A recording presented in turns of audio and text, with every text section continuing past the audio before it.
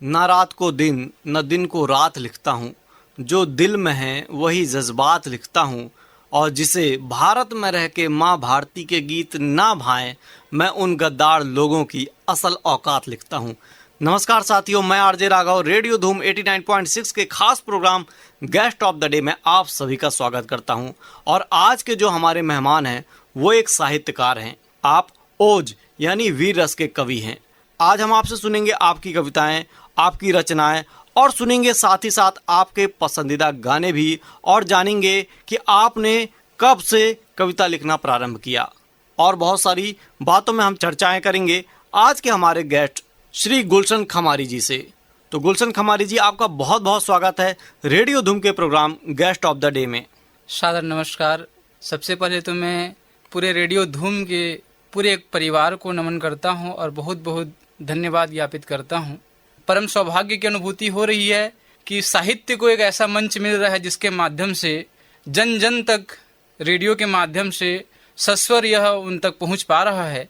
सच में विभिन्न काव्य मंचों के माध्यम से हमने देखा कि साहित्य की पहुंच होती है, परंतु ये एक अनूठी पहल है जिसके माध्यम से साहित्यकारों न केवल साहित्यकारों अपितु कलाकारों को एक मंच के माध्यम से जोड़ने का प्रयास हो रहा है। तो पुनः एक बार सबको नमन करता हूं और धन्यवाद ज्ञापित करता हूं।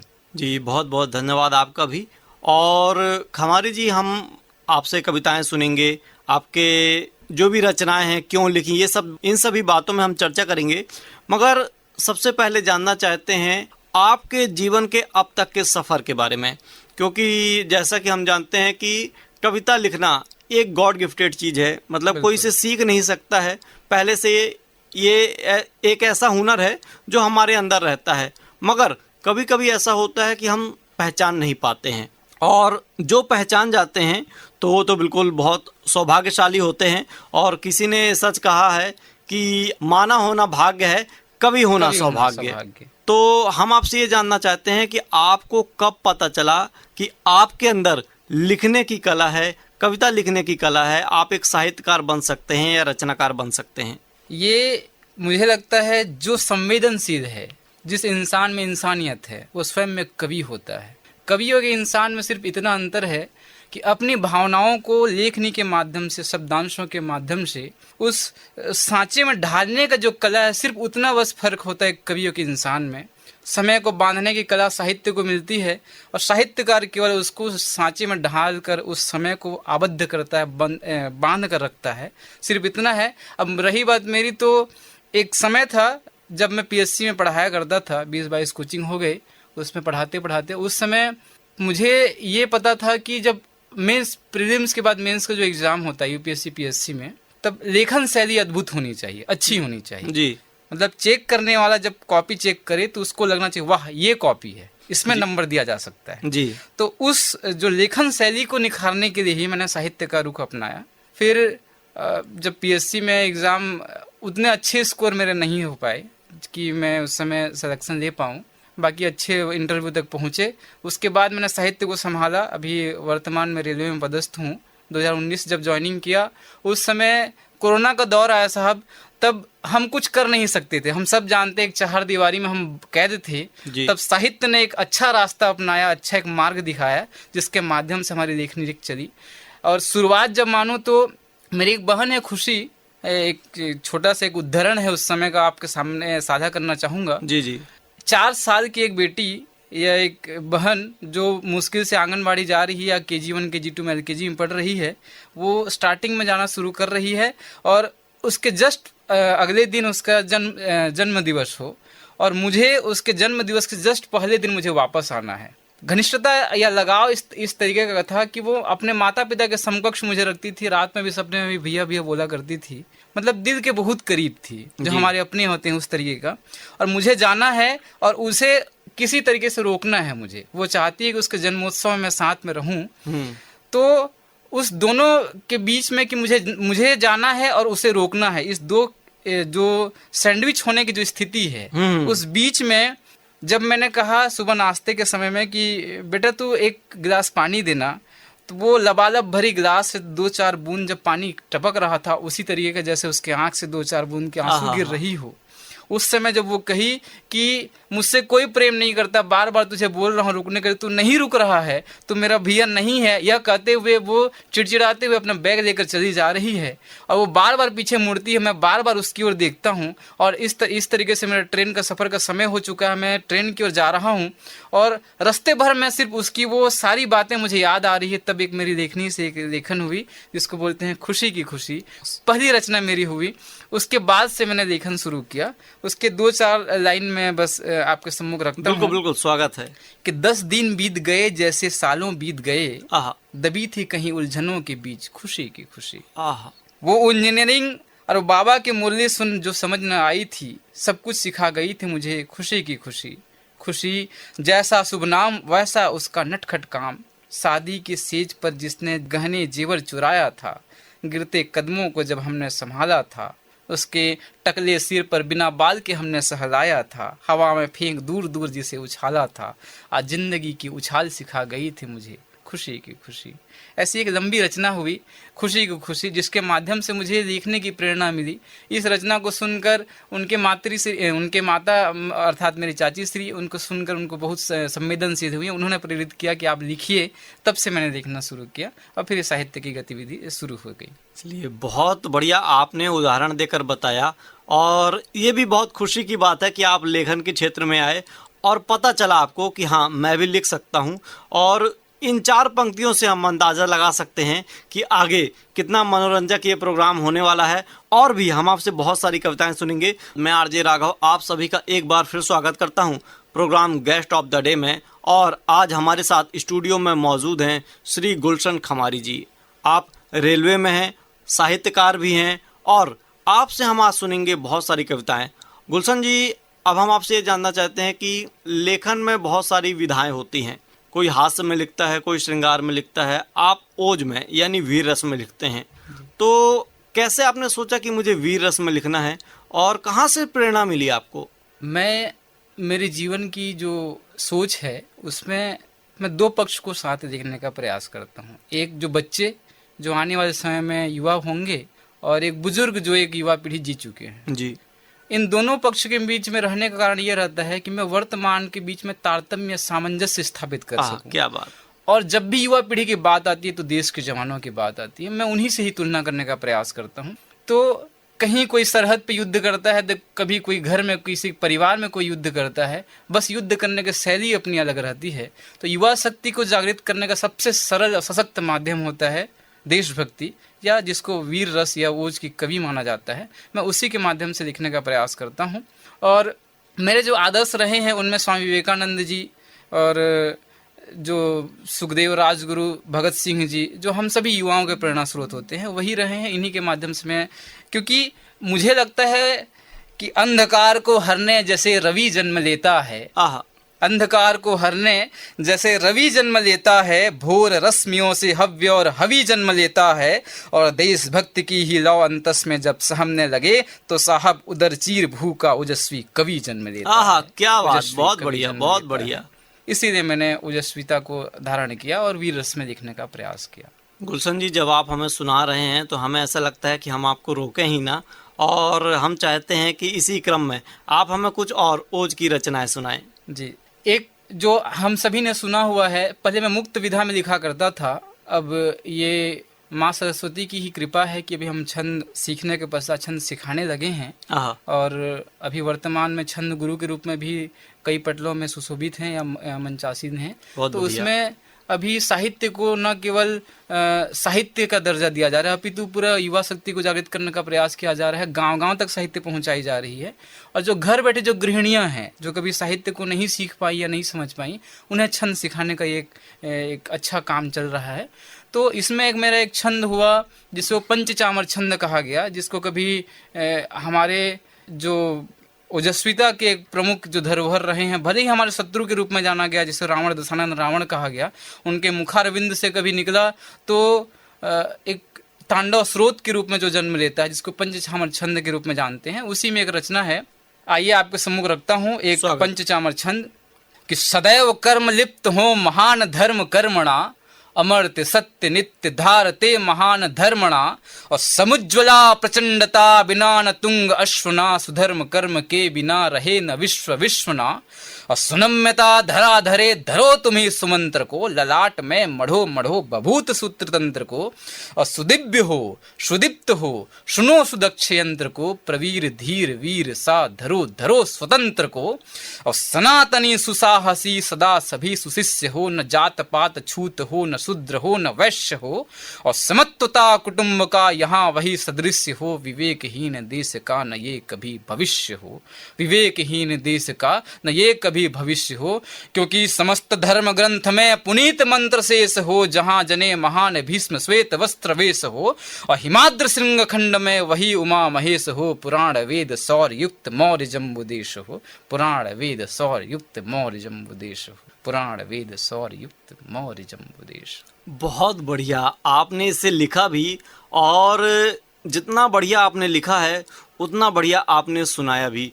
तो ये ख्याल कहाँ से आया आपको कि मैं ऐसी रचनाएं भी लिख सकता हूँ? और बहुत ही आप एक क्रम में सुनाए हैं, और मैं जैसे देख पा रहा था कि कई लोग होते हैं जब बहुत कठिन कविताएं लिख लेते हैं तो उनको देख के पढ़ना पड़ता है, मगर ये कविता आपने बिना देखे पढ़ी, तो याद करना अपने आप में एक बहुत बड़ी बात है। तो कैसे विचार आया कि इसे मैं लिखूं? और शब्द तो इसके बहुत कठिन भी हैं बीच बीच में, तो हम चाहते हैं इसको आप सार रूप में हमारे श्रोताओं को बताएं कि इस कविता के माध्यम से एक्चुअली आप कहना क्या चाहते हैं। देखिए, इसका शुरुआत ही था समस्त धर्म ग्रंथ में पुनीत मंत्र शेष हो जी। धर्म ग्रंथ अनेकों मिलेंगे हमें, लेकिन एक ऐसा मंत्र होना चाहिए जहां जने महान भीष्म श्वेत वस्त्र वेश हो और हिमाद्र श्रृंग खंड में वही उमा महेश हो पुराण वेद सौर युक्त मौर्य जम्बुदेश हो।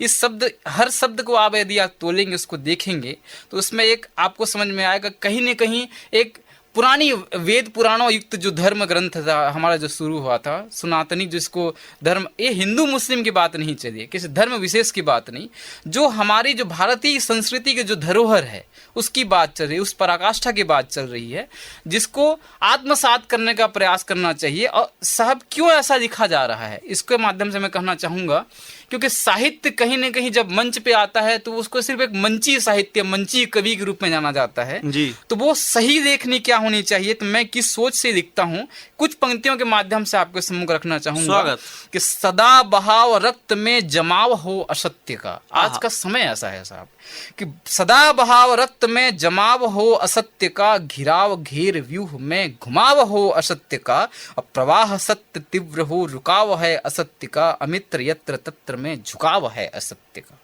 अब हर ओर देखिए, अब भाई भाई नहीं रहा। क्यों? क्योंकि दुआ में वो दुहाई नहीं रहने देता, खुदा की खुदाई नहीं रहने देता। ये जमीन का छोटा टुकड़ा है साहब जो भाई को भाई नहीं रहने देता। वाह, क्या ऐसे बात। समय में है। बिल्कुल, तो ये सही तो महाभारत से आपने रिलेट कर दिया इसे। बिल्कुल, तो ये क्या साहित्य होनी चाहिए? सदा बहाव रक्त में जमाव है असत्य का, घिराव घेर व्यूह में घुमाव है असत्य का, प्रवाह सत्य तीव्र में रुकाव है असत्य का, अमित्र यत्र तत्र में झुकाव है असत्य का।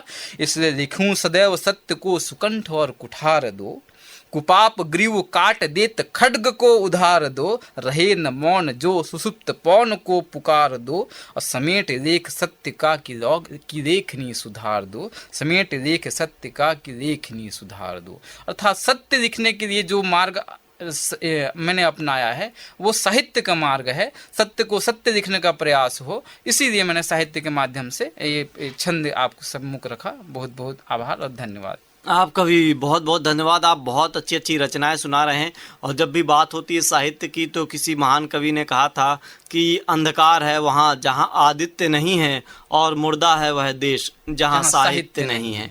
और बिल्कुल साहित्य, सच में आप सत्य की बात कर रहे हैं। श्रोताओं, अभी आप सुन रहे हैं रेडियो धूम में programme guest of the day, और आज हमारे साथ स्टूडियो में मौजूद हैं श्री गुलशन खमारी जी। आप एक ओज कवि हैं जिसे हम कहते हैं वीर रस के कवि, और आज आपसे हम सुन रहे हैं आपकी रचनाएं, और उन रचनाओं को लिखने की क्या वजह है, कैसे लिखते हैं, ये सारी बातें भी आज हम आपसे जान रहे हैं। खमारी जी, आपने बहुत अच्छी अच्छी रचनाएं सुनाई। अब हम आपसे ये जानना चाहते हैं कि लिखा आपने जितना भी, उसके लिए बहुत सारी पढ़ाई भी करनी पड़ती है, क्योंकि कहते हैं कि आपने 1000 शब्द जब सुने हैं तब 10 शब्द लिख सकते हैं, ऐसा हमने कहीं सुना है।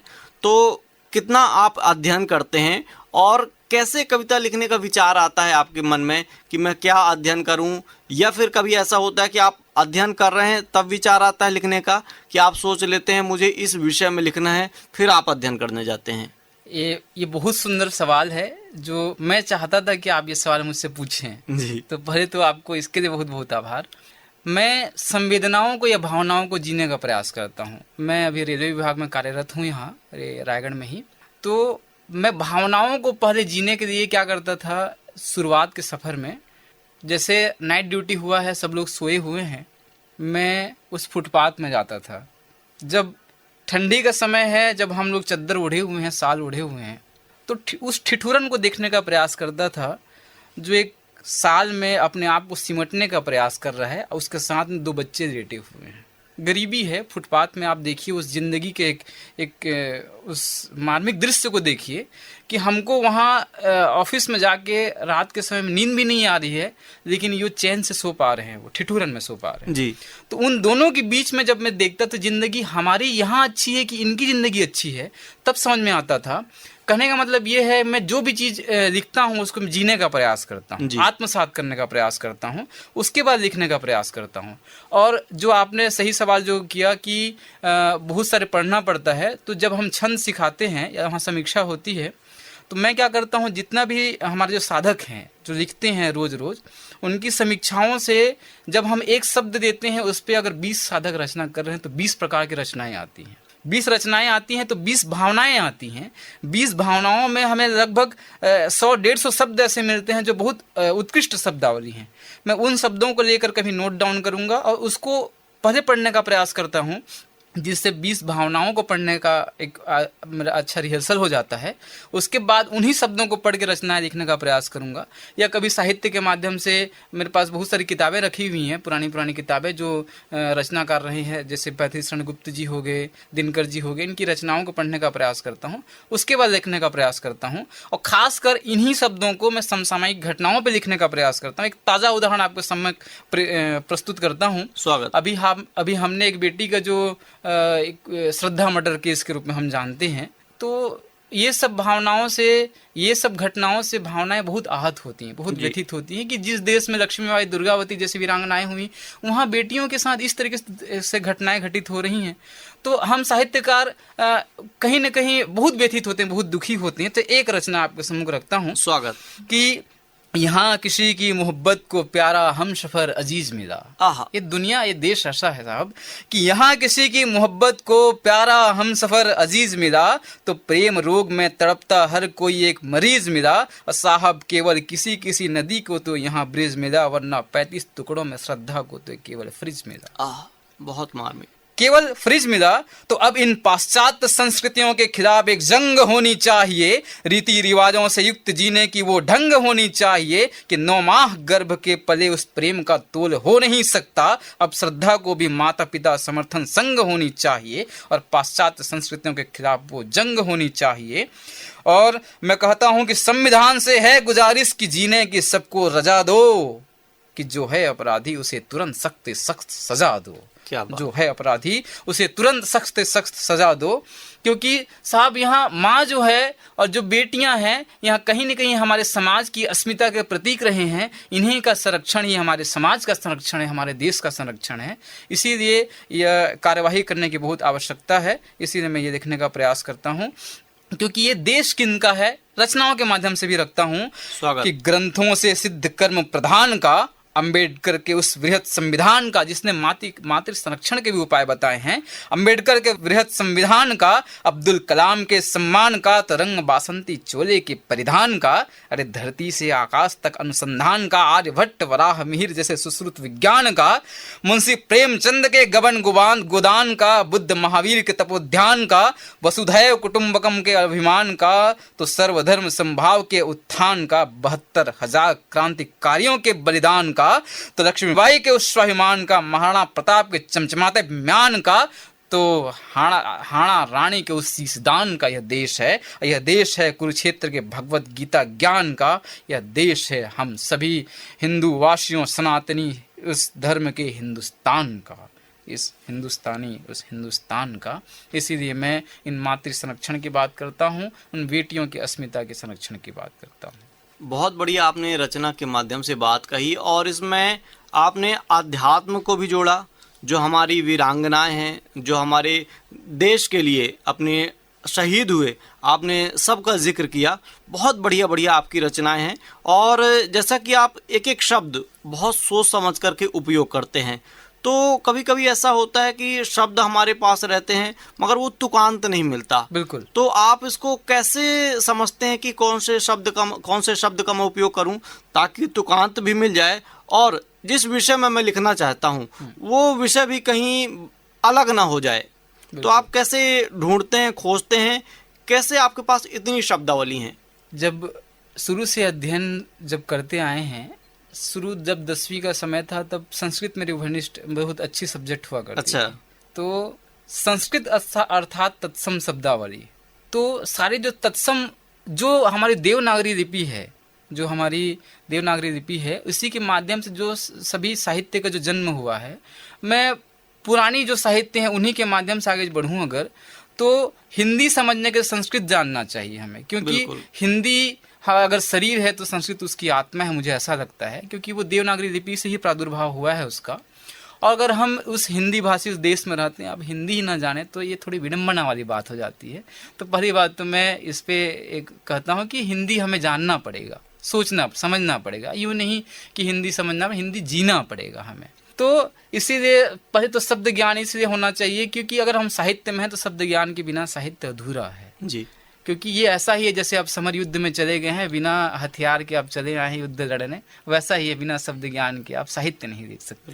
तो आइए शब्द ज्ञान से लवरेज में एक शुरुआत के चरण में जब मैं माँ के लिए कुछ रचना लिखा था, मातृशक्ति के लिए, क्योंकि यहाँ मातृशक्ति की बात हो, एक रचना रखता हूँ, स्वागत। उसमें विभिन्न उपमेय उपमान और अलंकारों का प्रयोग है, आपको दिख जाएगा। उसमें बहुत शुरुआती चरण का ये रचना है जी।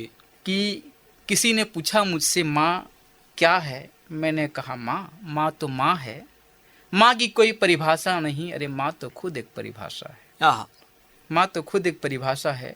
माँ जब दुनिया मुझे दुत्कार गया, मैं तुझे ही पुकार गया, तू मेरी सफलता में, तू मेरी विफलता में, तू माला में, तू मेरी जाप में, तू जीवन की हर माप में।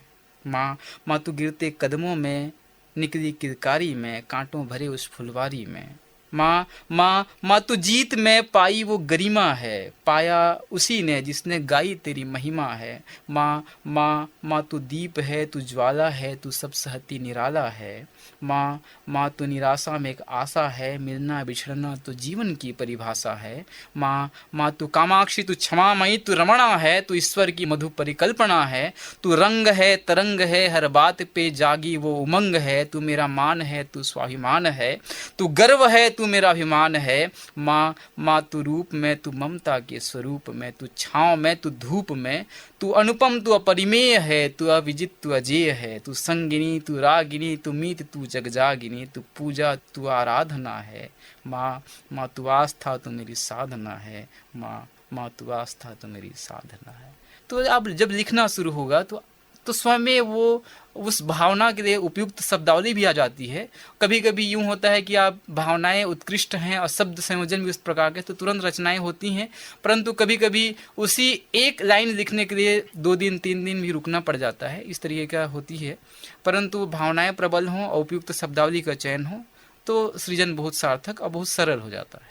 चलिए, बहुत बढ़िया बढ़िया बातें भी कर रहे हैं आप।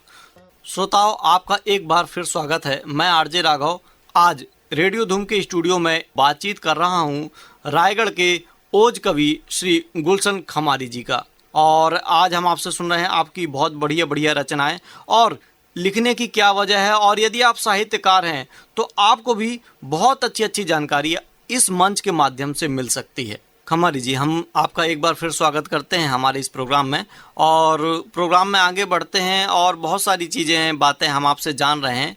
अब हम आपसे ये जानना चाहते हैं कि रचनाएं बहुत सारी हम लिख लेते हैं, मगर कुछ रचनाएं हो जाती ऐसी होती हैं जो हमारे दिल के बहुत करीब होती हैं, या हमें ऐसा लगता है कि मैंने भी बहुत अच्छा लिख दिया, क्योंकि हम तो बहुत सारी चीज़ें लिखते हैं, कई लोग पसंद करते हैं, सभी रचनाओं को पसंद करते हैं, मगर कुछ रचनाएं होती हैं जो हमें बहुत पसंद होती हैं। तो आप यदि कुछ ऐसी रचनाएं हमें सुनाएं जो आपको बहुत पसंद है और उसकी लिखने की क्या वजह है, इसके बारे में यदि आप हमें कुछ बताना चाहें तो। बिल्कुल, बहुत सुंदर आपने ये बात रखी। एक रचना जो मंचों में मैं पढ़ता नहीं हूँ, नहीं कभी मैंने इसका काव्य पाठ किया है। एक रचना लोग जीवन पे, जिंदगी पे लिखते आए हैं। जी। मैं एक अनछुए पहलू मौत पे लिखने का प्रयास आहा। किया था। ये कम उम्र में एक ज़िंदगी का एक तजुर्बा अधिक लाने का प्रयास था शायद, तो मैं उस पर एक रचना लिखा। तो उसके पहले 4 पंक्तियों से उस रचना को आमंत्रित करता हूँ स्वागत। कि इंसानी हर चाल पर समय का चाल देखिए, आहा। इंसानी हर चाल पर समय का चाल देखिए, कोई लुटा लुटाया तो कोई माला माल देखिए, और किरदार तुम भी हो, किरदार मैं भी हूँ, अब इस मायावी रंगमंच में किरदारों का कमाल देखिए। आहा, वाह क्या अब इस बात। मायावी रंगमंच में किरदारों का कमाल देखिए। हम सभी एक किरदार ही तो यहाँ प्ले कर रहे हैं जीवन में। जी। कोई एक्टर है तो कोई डायरेक्टर है तो कोई संगीतकार, कोई कुछ और है। एक ऐसी फिल्मी दुनिया ही जी रहे हैं, मुझे ऐसा लगता है। तो जिंदगी की एकमात्र सच्चाई वो है मौत। जी। जो जन्म लिया उसका मृत्यु निश्चित है। तो उसके लिए मैंने एक रचना लिखी, थोड़ी मार्मिक रचना है। लोग मुझे इस रचना के माध्यम से नहीं जानते हैं। मैं ये रचना आपके सम्मुख रखता हूँ कि लब खामोश हैं, दिल में भी सुकून है। लब खामोश हैं, दिल में भी सुकून है, बड़े इत्मीनान से मैं वो चादर ओढ़े जा रहा हूँ, फूलों सा मैं सजाए जा रहा हूँ, परायों को अपने तो अपनों को पराये कराए जा रहा हूँ। आहा। वो दृश्य आप देखिए, एक इंसान जो देश, एक पार्थिव शरीर आज जो कभी वाचाल था, कभी बात किया करता था, आज निर्जीव देह आज पड़ा हुआ है, उस पर कफन उठाया जा रहा है, फूलों सा सजाया जा रहा है।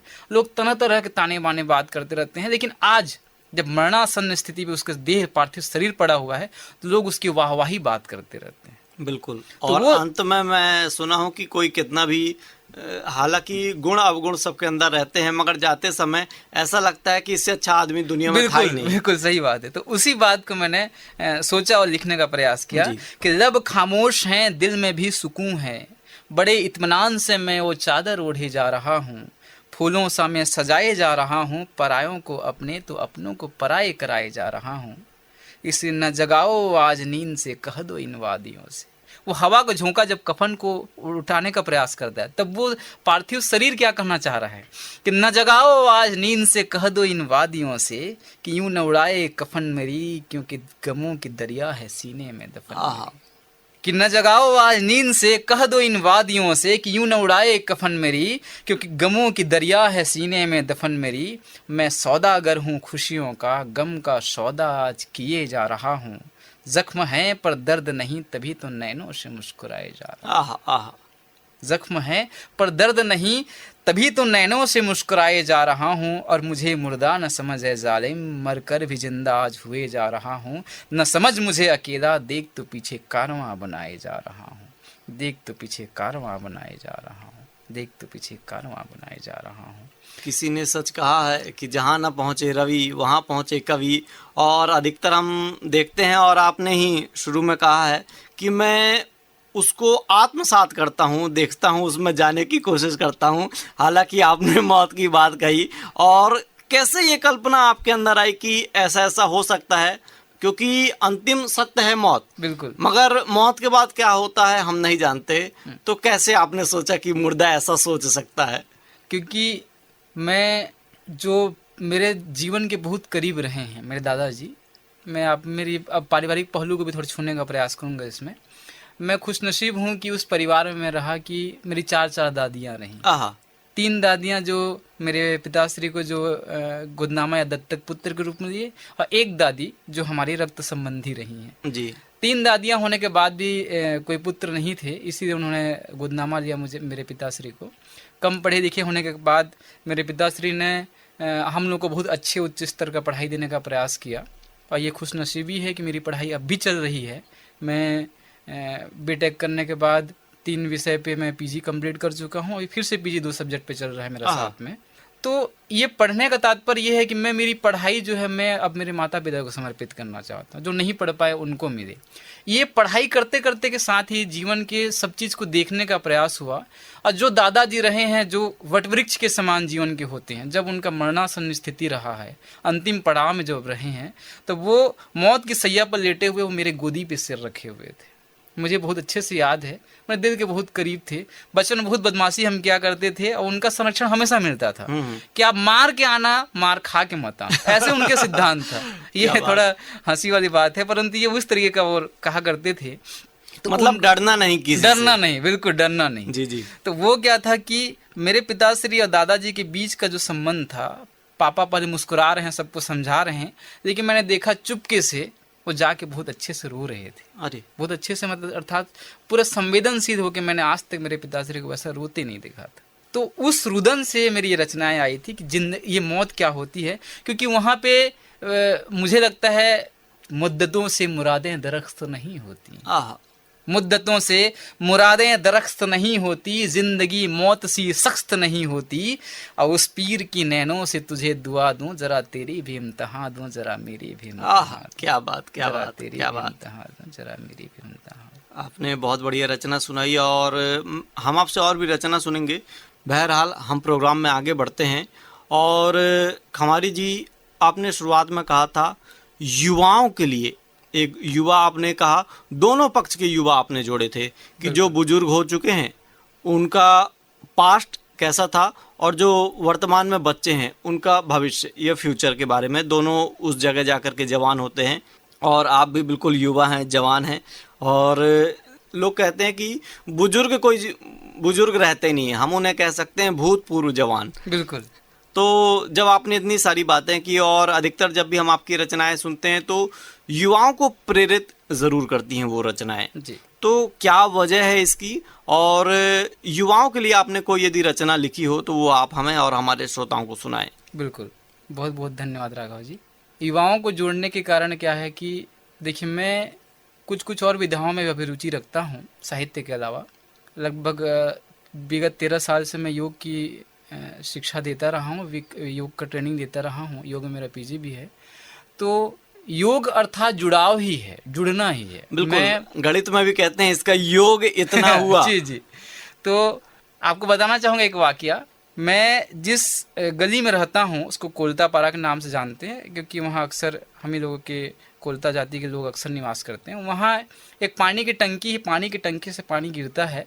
पानी के गिरने से वहाँ काई रच गया था। वहाँ से जब शुरुआत में मैं 10वीं 11वीं पढ़ रहा था उस समय, तो मेरे मन में ये ख्याल आया जो काई है उसको साफ कर दूं। मैं 4-5 भाई थे, बच्चे थे, उनको बोला कि उसको साफ करो, वो नहीं कर रहे थे। जब मैं साफ करना शुरू किया, धीरे धीरे एक एक बच्चे जुड़ता गया। मैं सिर्फ इतना दिया कि हर बच्चे को मैं 5 रुपए दूंगा। वो जुड़ते जुड़ते 10 से 15 बच्चे हो गए। और जब वो पूरा काई वहाँ साफ हो गया तो एक बुजुर्ग महिला वहाँ आई, जिसका कुछ दिन पहले ही एक हाथ टूट गया था उसी काई में फिसल के।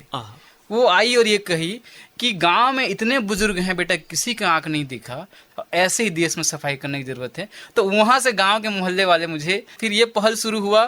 फिर हम लोग बीच बीच में जब भी वर्ष में 1-2 दिन जब होता है, समय मिलता है मुझे, जब जाता हूँ घर, तो मैं 1-2 दिन समय रख के वैसे गाँव के सभी बच्चे इकट्ठा होके पूरे मोहल्ले की सफाई करते हैं। अंत में हमारे घर की सफाई होती है। अरे पूरे घर घर जाके सफाई करते हैं। तो ये सफाई अभियान मैं चाहता हूँ कि पूरे गांव तक जाए, इसका भी एक कोशिश है। और सारे बच्चे साथ में जुड़े हुए हैं। तो ये कहने का तात्पर्य ये सभी युवाओं को जोड़ने का ही एक मैं चाहता हूँ। मैं ये सोचता हूँ कि अगर जुड़ाव रखना है तो सबसे पहले अपने घर से शुरुआत होनी चाहिए, उसके बाद बाहर जाइए। तो मैं अपने गाँव के बच्चों को जोड़ने का प्रयास करता हूँ, हमेशा उनका समर्थन भी मिलता है। तो आइए उनके युवाओं को जागृत करने की एक रचना रखता हूँ। स्वागत। कि तुम्हारी अपनी ज़मीर जिंदा रखो, वाणी में उस कबीर को जिंदा रखो। कि युवा शक्ति को आवाहन के रूप में कि तेरी अपनी ज़मीर जिंदा रख, वाणी में उस कबीर को जिंदा रख, बन जा भले ही सिकंदर पर मुकद्दर में उस फकीर को जिंदा रख, और हौसले के तुणिर में कोशिश की उस तीर को जिंदा रख, कड़वाहटों की घूट से जिंदगी की उस तासीर को जिंदा रख, और हार जा सब कुछ भले ही पर जीत का विश्वास जिंदा रख, बहना हो तो बेशक बह जा, पर सागर में मिलने का आश जिंदा रख। अमर हो चाहे बंजर पर रक्त सिंचते उस किसान को जिंदा रख। अब मिटना हो तो मिट जा पर इंसान में उस इंसान को जिंदा रख। इंसान में उस इंसान को जिंदा रख। बिल्कुल, ये बहुत इंसान की जब भी हम बात करते हैं तो इंसान ही, बहुत सारे जीव हैं मगर इंसान एक ऐसा जीव है जिसके अंदर संवेदनशीलता रहती है, सोचने समझने की शक्ति रहती है, तर्क करने की शक्ति रहती है। और कई जगह देखे हैं कि दुखी तो कई जानवर होते हैं, सभी जानवर हो सकते हैं, मगर एक जो खुशी व्यक्त करने का जो इंसान के पास है, जो चीज़ है, चाहे मुस्कुराहट हो, वो शायद किसी के पास नहीं है। और आपने बहुत अच्छी रचनाएं सुनाई। शुरुआत में आपने खुशी की बात की, अभी युवाओं की बात की, और ये जो आपकी पहल थी, ये एक विचार आया कि मुझे ऐसा करना चाहिए, और ये विचार कई लोगों के मन में आता है मगर लोग सोचते हैं कि क्या करना मुझे, ये तो सरकार का काम है। मगर ये आपने बहुत बढ़िया पहल की कि सरकार का काम तो है ही, मगर यदि मैं इसे साफ कर सकता हूँ तो बहुत अच्छी चीज़ होगी। और जैसा आपने कहा कि हम अपने आसपास यदि सफाई रखेंगे तो जाहिर सी बात है कि एक दिन पूरा देश अच्छे से साफ और सुथरा रहेगा। बिल्कुल। खमारी जी, आपके विचार भी बहुत अच्छे हैं और आप बहुत अच्छी अच्छी रचनाएं भी सुना रहे हैं। और जैसा कि आपने शुरुआत में कहा कि आप छंद सिखाते भी हैं, छंद में लिखते भी हैं, तो कुछ और छंद यदि आप हमें और हमारे श्रोताओं को सुना सकें तो। बिल्कुल। एक और छंद मैं आप सबके सम्मुख रखता हूँ, देश के जवानों को समर्पित है। जो एक पुलवामा की घटना घटी, अक्सर वीर रस के कवि उस पर लिखते हैं। मैंने भी एक कोशिश की। पुलवामा की घटना जब घटी तो उस दिन वैलेंटाइन डे था, आपको पता होगा वो। तो उस समय जो था, एक जो दृश्य एक प्रेम का चल रहा है और एक दृश्य चल रहा है देश के शहादत का चल रहा था। तो एक रचना हुई कि वैलेंटाइन की आड़ में तुम पुलवामा भूल न जाना, लथपथ लाशों का खूनी कारनामा भूल न जाना, और आतंकवाद के भेष में मां पर खंजर भोंकने जीवित है कातिल अश्वत्थामा भूल न जाना। जीवित है कातिल अश्वत्थामा भूल न जाना। क्योंकि अश्वत्थामा एक उदाहरण है, एक बिंब का प्रयोग किया गया है। क्योंकि आतंकवादी हमारे शहर में ही रहते हैं और उसके बाद भी देश पर पीठ पर छुरा भोंकने का काम करते हैं। और ये जब कुकृत्य करते हैं तो उनके लिए मेरा उनको और ये शहीद जो हैं उनको एक रचना समर्पित करता हूँ कि हो गया महान वो जवान देश प्यार से, वीर मान जो कभी डरे न मौत मार से। अब बुद्ध देश के सभी सुने जई पुकार को, शुद्धता चुने अभी ही मौन युद्ध वार से। क्योंकि दिव्य दिव्य प्राणदान दिव्य शीस दान है, शीस गर्व को छुआ के दिव्य आसमान है।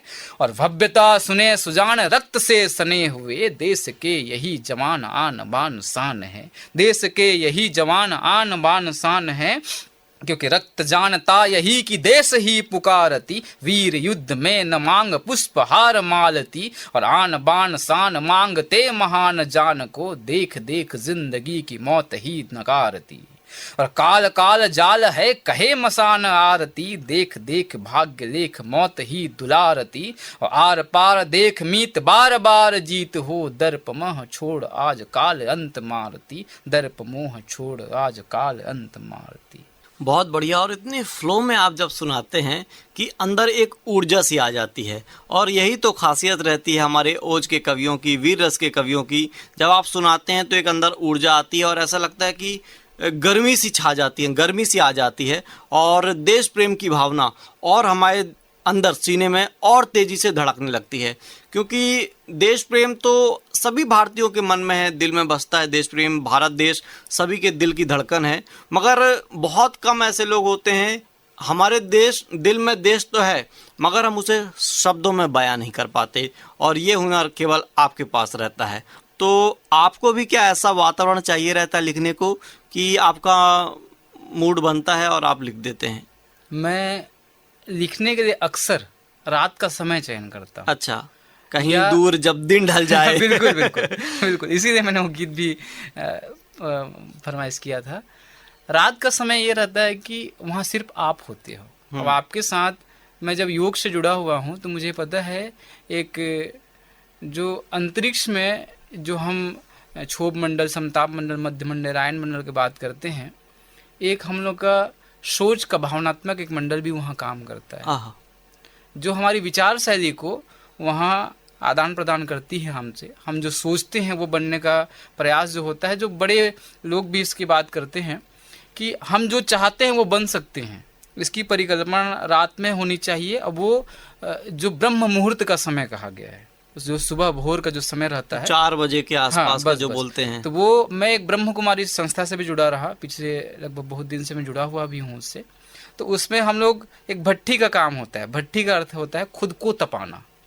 तो वो ब्रह्म मुहूर्त में ही वो किया जाता था। तो वो जो समय रहता है वहाँ सिर्फ आप और वो परमात्मा की जो असीम शक्ति, जो भी शक्ति हो सकती है, वो एक अदृश्य जो शक्ति है उसके साथ वार्तालाप होता है। उसमें लिखने का मेरा प्रयास होता है अक्सर। तो उसमें क्या है, आपकी भावनाएं आपको पूरे सरोकार रूप से पूरा 100% आपके साथ जुड़ी हुई रहती हैं। तो मैं उसका चयन करता हूँ, तो उसी में मेरी रचनाएं मैं लिखता हूँ। तो आइए ऐसी ही भावनात्मक, ऐसी रात को सोची हुई देशभक्ति क्या होनी चाहिए, ये देशभक्ति को परिभाषित करने का एक प्रयास हुआ मेरा।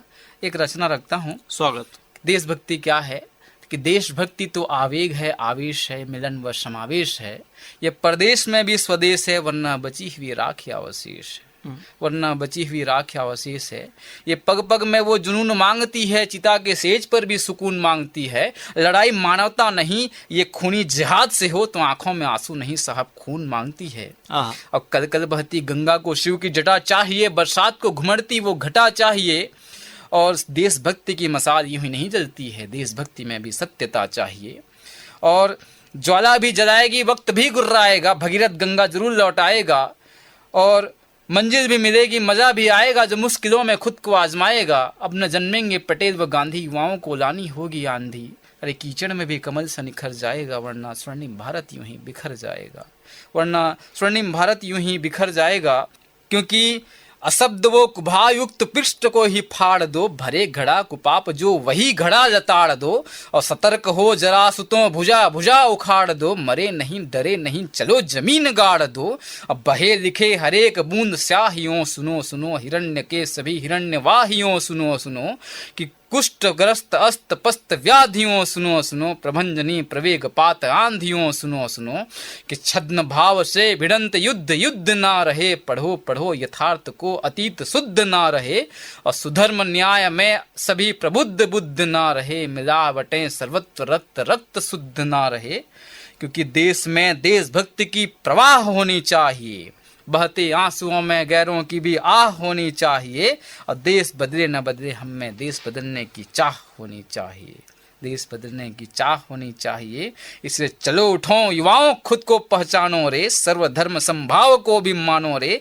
लज्जित हो रही है माँ भारती, भाई को तो भाई तुम भी जानो रे।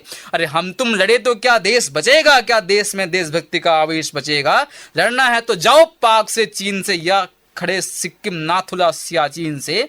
अरे चलो चलो देश को गढ़ो रे, गढ़कर अपनी नियति को भी मढ़ो रे। और जरूरत आन पड़ी माँ भारती पे तो हिमाद्री तुंग पर भी तुम चढ़ो रे। और देश में जो लड़े देश से जो लड़े वही पापी है, जाहिल है, काहिल है, हड़ताली अपलापी है। और देश में जो लड़े देश के लिए वही महाप्रतापी है, वही महाप्रतापी है। इसी भाव से मैं देशभक्ति को लिखने का प्रयास किया था। आपने सुना, मुझे बहुत अच्छा लगा इस भाव को। और हमें भी बहुत अच्छा लग रहा है। जब आप सुनाते हैं तो ऐसा लगता है मैं सुनते जाऊं। मगर कुछ सवाल सीधे सीधे मैं आपसे पूछ ले रहा हूं कि आपने अभी तक कितनी रचनाएं लिखी हैं? मेरी रचनाओं की बात मैं करूं तो लगभग युवरकोट में ही मैं सारी रचनाओं को प्रसिद्ध किया करता था। उसमें लगभग 1500 आसपास रचनाएं उसमें हैं। और मेरी 10 से 12 मेरे लगभग साझा संग्रह प्रकाशित हो चुकी हैं। अब एक खंड काव्य पे काम चल रहा है और 3-4 एक हरि गीत्य का एक पंचचामर छंद पे ही किताब आने का बात है। और रेलवे की ओर से भी अभी एक बुक का प्रकाशन होना है। इस तरीके से आगामी रूपरेखा साहित्यिक गतिविधि पर जारी है। और मैं चाहता हूं कि बहुत जल्द आप सबको खुशखबरी भी दूं कि मेरी बुक का विमोचन भी हो गया बोल के। बिल्कुल, और आपको बहुत बहुत शुभकामनाएं आपको आपकी आने वाली बुक के विमोचन के लिए। और आपने जैसा कहा आप रेलवे में हैं, तो किस पद में हैं आप? रेलवे में मैं तो अभी कैरिज एंड वैगन डिपार्टमेंट में कार्यरत हूँ। वहाँ पे ये कैसा रहता है department? Carriage and wagon mechanical का एक डिपार्टमेंट है, जिसमें रेल जब चलता है तो उसमें जो प्रेशर जो सिस्टम होती है, आप जब भी ट्रेन चलती है तो आप हाँ। ये ब्रेक के समय की एक आवाज आती है, आप जी, सुने होंगे इसको। जी जी बिल्कुल। ये ब्रेकिंग सिस्टम क्या है, जो हमारे इंजन होता है लास्ट का जो ब्रेक वेन होता है उसके बीच का प्रेशर सिस्टम का लीकेज का वो सिंबल होता है। तो इंजन में 5 बार का प्रेशर होना चाहिए और ब्रेक वेन पे लगभग 4.9 या 4.8 का बार होना चाहिए। अच्छा। इसको पूरा मैनेज करने का काम मैकेनिकल सिस्टम का होता है, ये CNW डिपार्टमेंट करता है। तो मुख्यतः जब परेशानी कुछ आती है तो उस पर हम काम करते हैं। और हम लोग की अच्छी खुशनसीबी भी है कि मेरे जो हमारे जो वरिष्ठ सीनियर हैं जितना भी हैं सभी बहुत अच्छा सहयोग करते हैं, साहित्य को भी बहुत आगे बढ़ाने का प्रयास करते हैं। आदरणीय कुर्रम सर हैं हमारे, जो SSC सर हैं हमारे, JE शिवम सर हैं, ये सभी का समर्थन हमेशा मिलते रहता है। साथ साथ मेरे पूरे जितना कलीग हैं हमारे, जो एक CNW परिवार में जिसको कहूँ मैं, उस पर भी बहुत अच्छा समर्थन मिलता है साहित्य को आगे बढ़ाने के लिए। तो इनका समर्थन ही मुझे प्रेरणा देता है। और क्या कुछ खास पढ़ाई करनी पड़ती है इस डिपार्टमेंट को ज्वाइन करने के लिए? जी नहीं, ऐसा कुछ नहीं है। जो मैकेनिकल डिपार्टमेंट के अलावा भी इसके एग्ज़ाम होते हैं, जैसे ग्रुप C ग्रुप D अलग आप जो जानते हैं, उसमें एग्ज़ाम होता है। रेलवे अपना RRC RRB अपना एग्ज़ाम कराती है, उसके बाद ही इसको पदस्थ करता है। तो इसमें ग्रेजुएशन होना चाहिए, या जैसे ग्रुप D में अगर जाना है किसी को तो उसको सिर्फ 10th पास या 12th पास होना चाहिए। अभी तो ग्रुप D ख़त्म कर दिया, सबके सब ग्रुप C में अपग्रेड हो चुके हैं। तो आने वाले समय में भी इसके लिए और अच्छी स्कीम रेलवे निकालने वाली है। तो इसके लिए कोई विशेष पढ़ाई की आवश्यकता नहीं है। अगर मैकेनिकल में पढ़े हुए हैं तो बहुत अच्छा होता है, क्योंकि हम लोग B.Tech मैकेनिकल से हैं तो उसका बहुत लाभ मिलता है भी, उसमें समझने का बहुत अच्छा होता है। और अगला प्रश्न मेरा यही है कि आप B.Tech मैकेनिकल से, जी वो मैकेनिक चीज़ हो गई, बिल्कुल, ये साहित्यिक चीज़ हो गई, बिल्कुल। तो कैसे समावेश आप कर पाते हैं? देखिए, ये जो है, मैं शुरू से मेरा जो विद्यार्थीपना है, सीखने की जो ललक है, वो मैं अपने आप में जीवित रखा हूँ अभी भी, और हर चीज़ में सीखने का प्रयास करता हूँ। तो जब मैं ज्वाइन किया, लगभग 8-10 कंपनियों में सिलेक्शन हुआ, जिंदल में भी 6 महीना जॉब करना हुआ। अब दिल्ली में भी जाके वहाँ पे बदरपुर में L&T पावर में भी मैं डिज़ाइन सॉफ्टवेयर इंजीनियर रहा हूँ, और अच्छे इंजीनियर रहे वहाँ। अच्छा। तो वहाँ लगभग 1.5 साल रहा। उसके बाद फिर पढ़ने आगे, फिर B.Tech भी कंप्लीट हुआ। उसके बाद PSC। मेरा साहित्य को रुझान इसलिए हुआ, मैं अपने अंदर उस अभियांत्रिक को भी जिंदा रखने का प्रयास करता हूँ, और रखना भी चाहिए हमें। बहुत ही एक सौभाग्य की बात है। और समय धीरे धीरे आपसे बात करते करते, आपकी कविताएं सुनते सुनते और आपके मनपसंद गाने सुनते सुनते कब निकल गया हमें पता ही नहीं चला। तो हम जाते जाते आपसे एक संदेश लेना चाहेंगे। आप रेडियो धूम के माध्यम से हमारे श्रोताओं को और जो युवा पीढ़ी साहित्य में आना चाहती है उन्हें क्या संदेश देना चाहेंगे? बिल्कुल, युवाओं के लिए बस मैं इतना कहना चाहता हूँ कि सब साथ में एक साथ होकर आगे बढ़ें, ईर्ष्या द्वेष अहम का भाव न रखें। और आगे बढ़ने का 2 रास्ता होता है। मुझे जो मेरे गुरु हैं सुनील टूटेजा जी, उन्होंने जो सिखाया, मुझे लगता है कि एक तो उस भीड़ में दौड़ना है तो आप लंबी रेस का घोड़ा बनिए जी, या अपना रास्ता अलग बनाइए। अलग रास्ते में कंपटीशन नहीं है, और अधिक स्पीड जाने में कंपटीशन। ये 2 ही रास्ते हैं। अधिक स्पीड से चलना है अगर आपको, तो आपकी गति बाकी सबसे और अधिक करनी पड़ेगी, और अलग रास्ता बनाना है तो नया सोच पैदा करना पड़ेगा जो देश को लेके चले। तो मुझे लगता है देश को समग्रता का जो प्रतीक रहा है हमारा जो संविधान, इतना बृहद संविधान हमारे सबके लिए सारे कानून लेके आया है, तो सबको वसुधैव कुटुंबकम का जो हम संदेश देते आए हैं, उसमें कभी भी एक तरफा न्याय नहीं हो सकता है। हम सबको साथ लेकर चले। और ये तो गौतम बुद्ध महावीर स्वामी का ये देश है, ये सुखदेव राजगुरु और भगत सिंह का देश है, जहाँ पे युवा शक्ति को जागृत करने की अधिक आवश्यकता नहीं है। बिल्कुल। आइए मैं आपके लिए 4 पंक्तियां रखता हूँ कि इंसान की फितरत है गिरना, गिर कर उठने से आदमी बड़ा होता है, और सभी शाखें और दरख्तें बह गए तूफान में, वही पेड़ बचा जो अदब से खड़ा होता है। और किस्मतें रुख बदलती हैं उसके आगे, जिसके हाथों में हमेशा हिम्मत का हथौड़ा होता है। वाह वाह। जिसके हाथों में हिम्मत का हथौड़ा होता है। तो ये युवा शक्ति जो 75% आबादी लेकर चल रहा है, जो विश्व गुरु बनने का स्वप्न देखता है, इस देश को युवा शक्ति को जागृत करने की अधिक आवश्यकता नहीं है। ये केवल अपने महापुरुषों के मार्ग पर आत्मसात कर ले तो ये देश स्वयमेव विश्व गुरु बन जाएगा। चलिए, बहुत बढ़िया विचार आपके हैं। तो गुलशन खमारी जी, आपका बहुत बहुत धन्यवाद रेडियो धूम में अपना समय देने के लिए। बहुत सारी आपने अच्छी अच्छी रचनाएं सुनाई। आपकी इतनी सारी रचनाएं हैं कि ये इतने कम समय में तो पूरी नहीं सुनी जा सकती हैं, मगर हम कोशिश करेंगे कि आपको फिर एक बार आमंत्रित करें और कई बार आमंत्रित करें और धीरे धीरे आपकी पूरी रचनाएं सुने, आपके बारे में जानें। समय कम पड़ जाता है क्योंकि विचार बहुत अच्छे हैं, बहुत सारे विचार हैं। बिल्कुल। तो रेडियो धूम में आने के लिए बहुत बहुत धन्यवाद। बहुत बहुत आभार। सभी श्रोताओं का मेरा पुनः नमन, हार्दिक वंदन, बहुत बहुत आभार, धन्यवाद। तो साथियों, ये था आज का programme guest of the day, जिसमें हमारे मेहमान थे कवि गुलशन खमारी। और हम आपको बता दें, इस प्रोग्राम में तकनीकी सहयोग रहा पवन दिव्यांशु मिश्रा का। इसका संचालन किया आपके दोस्त आरजे राघव ने और इस प्रोग्राम के प्रस्तुतकर्ता थे रमाशंकर शुक्ला। तो इसी के साथ अब मुझे यानी अपने दोस्त आरजे राघव को दीजिए अनुमति। मैं मिलूंगा आपसे फिर किसी प्रोग्राम में, मगर आप कहीं जाइएगा नहीं, सुनते रहिए रेडियो धूम 89.6, क्योंकि आपके मनोरंजन की जिम्मेदारी अब है हमारी। नमस्कार।